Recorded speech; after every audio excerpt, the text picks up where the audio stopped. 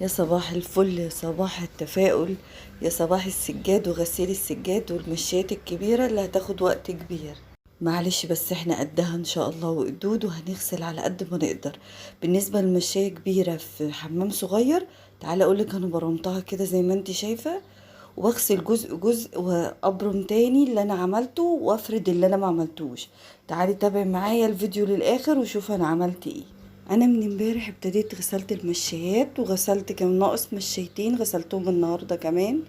قلت بغسل مشاية كبيرة زي ما انت شايفة كده، مقاسها كبير يعني، فمش هينفع افردها في الحمام لان الحمام بتاعي برضو مش هيساعيها، يعني صغير بالنسبة لها.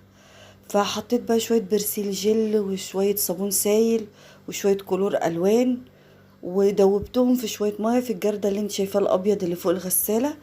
وبالمقشة كده بقى قعدت اعمل اكنسها كويس. فوانا بكنس بالمقشة، المقشة هتتكسر دلوقتي. اهم حاجة ان احنا على قد ما نقدر اول نحط مية كتير في على السجادة، عشان لما نحط الصابون السائل او الكلور او البرسيل الجل او اي خلطة انت عاملاها وعايزة تحطي تغسلي سجادتك، او شامبو بتاع السجاد اللي بيتباع عند كل بتاع المنظفات، اهم حاجة بس تتحطي مية الاول كتير. هنا بقى انا بالمساحه ابتديت اخد اسحب شويه ميه، كان في حته حسيت ان هي بقع باينه قوي، فقعدت بقى بليفه المواعين قعدت ادعكها كويس، وبالمساحه كمان ادعكها كويس، واخرج الميه كده بره السجاده. هنا هبرمه بقى الجزء ده انا عملته خلاص، هبرمه بقى. بصي برمتها الجزء اللي انا غسلته وشلت الميه من عليه والصابون، وهفرد الجزء اللي انا ما عملتوش لسه. تعالي بقى نفرد الجزء كده، برضه هنحط ميه تاني. طبعا هو اللي يقدر يغسل السجاد في البيت يغسله، اللي ما يقدرش هنضطر، احنا مضطرين ان احنا نوديه مغسلة. لو ما عندكيش حمامك صغير، انتي مش قادرة، عندك اي ظروف صحية، لازم توديه مغسلة. حطيت حبة بقى من اللي انا عاملاه برسيل الجل السايب، وكلور الالوان برضو سايب، وحبة كمان كنت جايبة ديتول. اهي المقشة كده اتكسرت، قلت بقى خلاص ما بديهاش بقى، نعملها فرشة بلاط وشيل العصاية على جنب. مش هركبها تاني بقى، هكمل بيها ان هي عشان المقش دي خشنة، فبتعمل معايا بتدعك السجادة كويس. تكوني بقى شاربة الشاي بتاعك او الشاي بلبن او النسكافيه، الحاجة اللي انت بتحبي تشربيها الصبح، وفطرتي كويس عشان ومزاجك حلو عشان تقدري تغسلي السجادة دي. لان لو الواحد مش قادر ما هيغسلها ايه الكلام. فانا فردت اخر جزء فيها، بس بقى هنزل برضو مية عليها. كل جزء بغسله ببرمه زي ما انت شايفة، عكس الجزء اللي مش نضيف بقى بفرده وابتدي اغسله. اهو بص بحط مية، طبعا انا مستنيه بس بستنى المية اما تملى الشفشة وبعدين انزلها. بعدين بقى بقعد ادعكها زي ما انت شايفة وطرفها كلها، بالذات الحروف بتاعتها. كمان الحرف اللي ناحية الحوض انت شايفاه متني، انا هنزله وافضل ادعكه برضو كويس. طبعا عشان العيد كل سنة وانتوا طيبين، وانا عادة كل سنة بغسل السجاد. بغسل السجاد اللي هو الحجم ده، يعني اكبر من كده لا انا بقدر اشيلها ولا بقدر اغسلها. الحمام بتاعي ما يستحملش اكتر من المقاس دوت، يعني دي متهيالي اكبر مشاية عندي. الحمام بتاعي ما ياخدش اكبر من كده. في سجادة تانية هغسلها بعد المشاية ديت، انا اصلا تانيها نصين، يعني هي سجادة كبيرة بس خفيفة، بس انا تانيها نصين لان الحمام ما ينفعش. كمان السجادة اما بتتغسل وتبقى فيها مية بتبقى تقيلة جدا، قبل ما بتروحي تنشريها. اه بنصفيها ونسيبها تتصفى من ميتها، بس لو نوع السجاد محمل زي ديت بتبقى تقيلة. يعني انا هنادي دلوقتي على ابني يشيل معايا، لان السجادة ديت مش خفيفة. فنخلي بالنا، يعني لو انتي مش قادرة ما تغسلي السجاد في البيت وما تقدريش تشيليها، وديها المغسلة احسن، يعني امان ليكي. عشان ممكن لو وقع منها، يعني زحلقة في شوية المية اللي انتوا شايفينها والصابون السائل ده، يعني لا قدر الله ممكن تعمل كسر. فربنا يحفظنا يا رب، وربنا ييسرها على الناس، ونخلي بالنا ان شاء الله خير.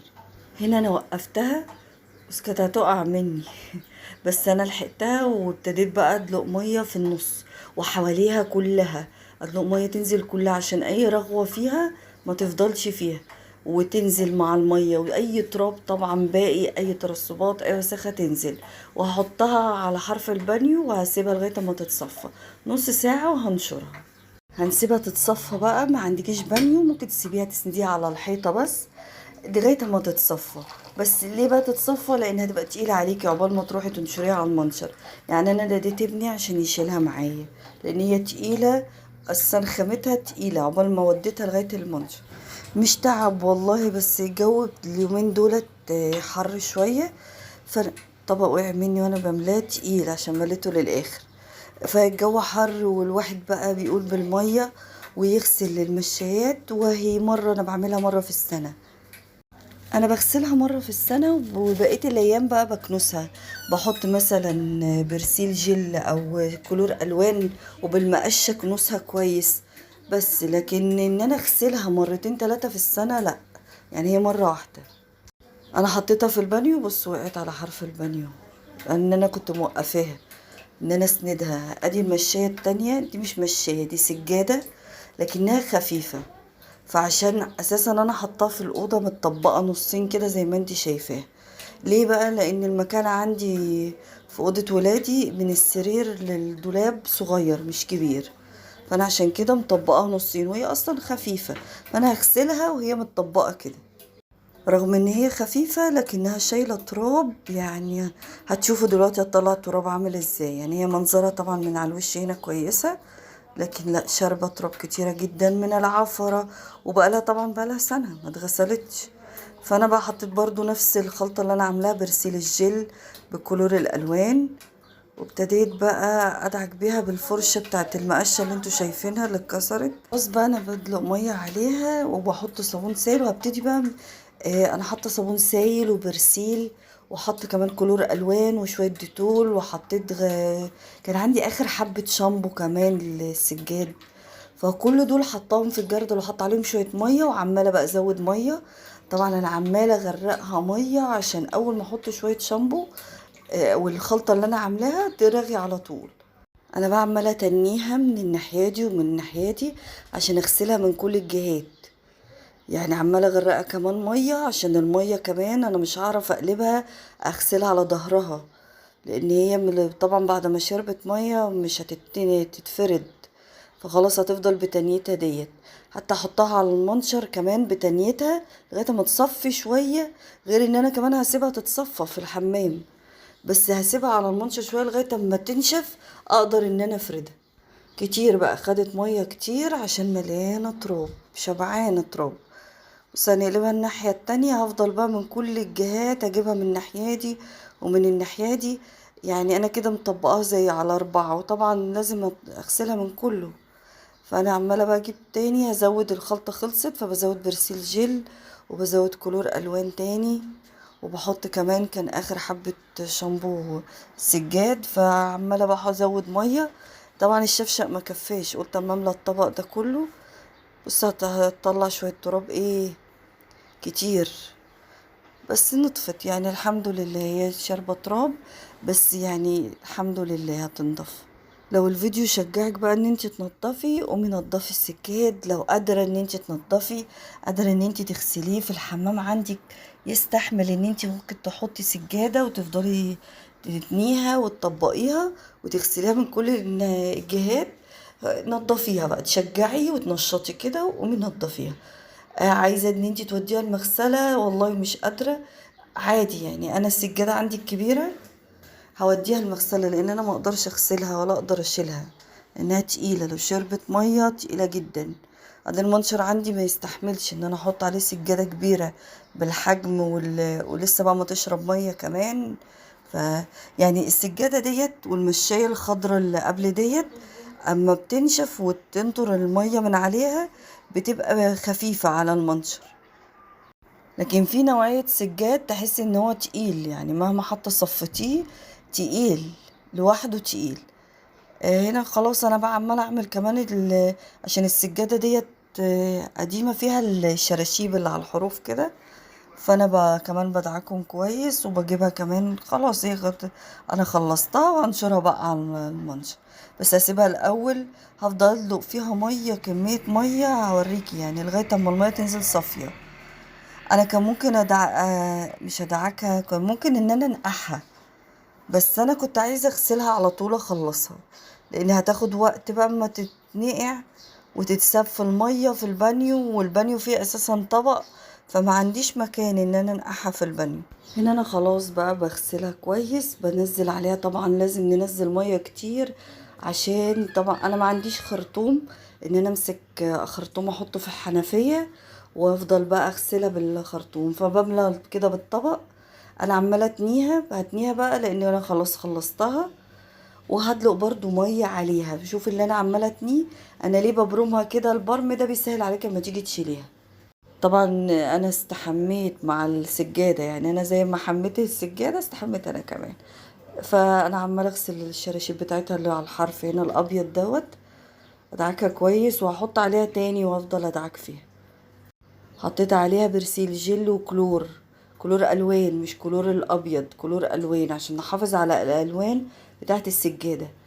فانا عماله ادعكها، بصي عماله تنزل لون، لسه فيها تراب، فهنفضل ادلق عليها ميه لغايه اما اللون البني دوت يختفي، تلاقي الميه نازله شفافه زي اللي انتي بتدلقيها. انا قسمت يعني كل يوم اعمل حاجه. يعني انا النهارده امبارح عملت مشيات، عملت يجي 6 مشيات 7 مشيات. النهارده قلت اما اعمل السجاده ديت بتاعت اوضه ولادي، وكمان عملت المشايه بتاعت اوضتي، واحده منهم لسه في واحده تانية، وعملت كمان مشيتين صغيرين، اخر مشيتين صغيرين اللي كانوا فاضلين هتشوفيهم على المنشر اما انا يعني في اخر الفيديو هوريلك انا نشرتهم ازاي. وخلاص بقى انا عماله ادلق في ميه لان انا عايزه خلاص بقى يعني انا اصفيها، او عشان اعرف اتاكد كمان ان هي خلاص. قلت كفايه بقى ميه، وانا هبتدي بقى امسح الحمام حواليها كده، لان بصوا زي ما انتوا شايفين التراب مع الميه هيبتدي بقى يجري على الركان. وانا الحمام عندي على عتبه الحمام في عتبه تمنع ان الميه تخرج لبقيه الشقه، فانا عشان كده بزق الميه بجيبها من على باب الحمام اوديها لغايه القعده عند البلاع. خلاص انا كده خلصت، هسيبها بقى تتصفى وانشرها، بس انا هسيبها تتصفى شويه لان هي جيت اجرب اشيلها وهي بالميه بتاعتها لقيتها تقيله لسه.